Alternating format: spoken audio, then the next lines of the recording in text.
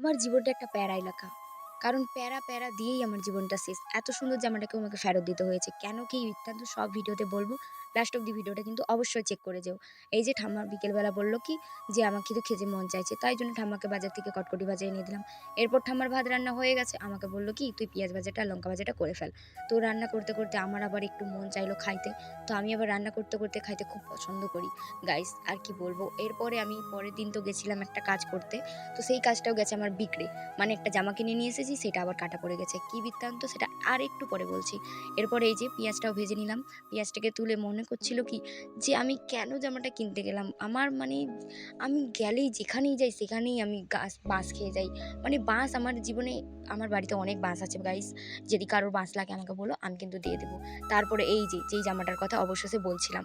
কিন্তু এই জামাটা আমাকে ফেরত দিতে হবে না। এটা মাত্র ৳১০০ নিয়েছে।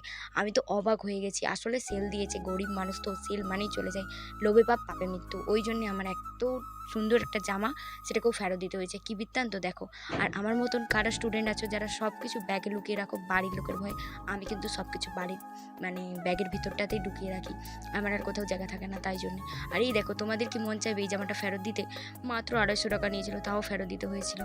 কি আর করব, মনের দুঃখে তো ফেরত দিতেই হবে। তারপরে এই যে সাবজেক্টগুলো নিয়ে আমি প্যারায় ছিলাম, আমি পড়তেই পারছিলাম না। তারপরে আবার গেছে এই যে কম্পিউটারটা খারাপ হয়ে। দেখো, জীবনে সমস্যা আসবে। এখান থেকে একটাই শিখলাম আমি, কি বলো তো? বাঁচতে হবে গাইস, বাঁচতে হবে।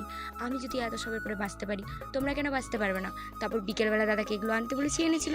পরের দিন পায়েস খেয়েছি। শুভ নববর্ষ সবাইকে। রাধে, রাধে।